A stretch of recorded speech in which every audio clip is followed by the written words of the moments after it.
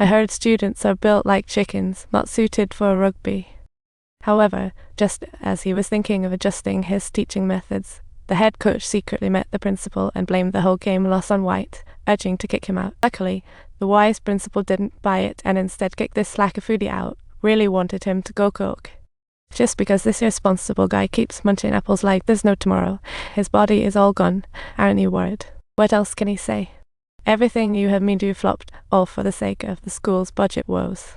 In the end, the principal removed White from his assistant football coaching role, which unexpectedly became a turning point in his life when the English teacher found him idle. So she suggested he organize a parents' meeting, food aid, and charity events. Because these kids, like neglected sacrifices, born in fields, seemed destined to return to work there. After graduation, they might be sent to the prison across. What a bummer. Dreams like sleeping seeds.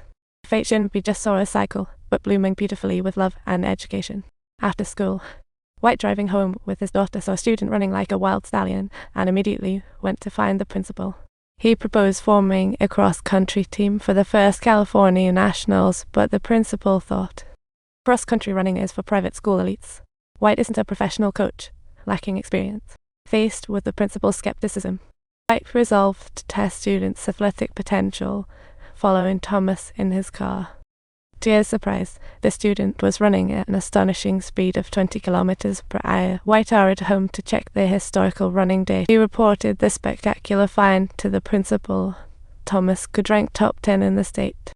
Yet, even so, the principal believed the board wouldn't back the sport, so White reluctantly dug up excuses from the records. He cited 6 new sports approved years ago by California public schools, mandating cross-country teams and coaches, convincing the principal to agree. To pick the best, White decided a wild incentive. Top 4 in the race win icy soda. For these kids used to drinking tap water, this was like winning the lottery, fueled by the promise of soda. Their incredible talents were fully unleashed. After the race, White thought Johnny had helped and asked him to convince hesitant students, especially Thomas, to join. Johnny took on the task, first persuading at Purdy's auto shop, then hitching a ride with the Mexican trio to continue convincing. Meanwhile, White didn't back down either, first helping Josie out of a jam at the vending machine, then winning him over with their boss. Coincidentally, he saw Thomas fighting others. White was secretly thrilled. This was the chance to persuade Thomas, with the principal backing him secretly. Eventually, Thomas joined the cross-country team, forming a 7-member squad.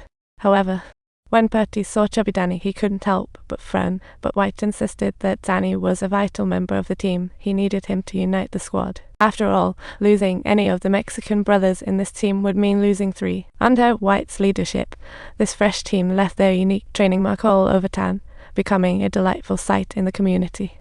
Shop owners proudly praised these kids for their determination, while time was making it hard for White to keep up with their youthful speed. As he paused in front of the grocery store, the shop owner silently handed him a chilled bottle of cola. This was more than just a refreshing drink. It was a silent tribute to White's efforts to energize. Without a mentor, the kids showed incredible self-discipline, moving steadfastly under the sun, sipping water when tired. Then they casually rinsed off their well-worn shoes. Oh, these are your best running shoes. Running shoes, school shoes, church shoes, though Danny couldn't quite keep up with the others. He pushed through to the end with all his might and soon faced the 1987 Palo Alto Invitational, where Coach White has carefully prepared the team. He designed running shoes and uniforms, and the kids beamed like flowers, but then the elitists from Slick Just united together to mock them, saying, "You can't run, there are no cops chasing you, and look, there's a bird in your way." Such blatant discrimination. This made Thomas incredibly angry, and with the sound of the starting gun, the race kicked off, everyone sprinting towards the mountains.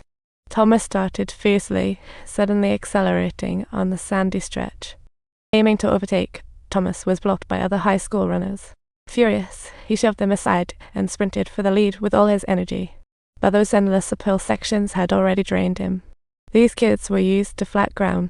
They were completely unprepared for the mountain. Not to mention, they faced a crushing defeat in their first match, which brought on a torrent of merciless mockery from their peers.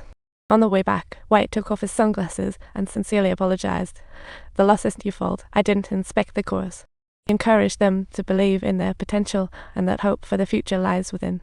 Learning from their previous failure, White decided to lead his team in practicing hill running. Just one round of that left the team nearly exhausted, but White insisted they keep practicing until they could handle it with ease. They ran round after round on the small hills, creating a rhythm of life like a rhythmic dance.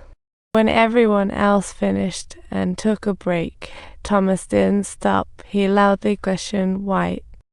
How many more laps do they have to run? 1 lap, 20 laps, or 100 laps?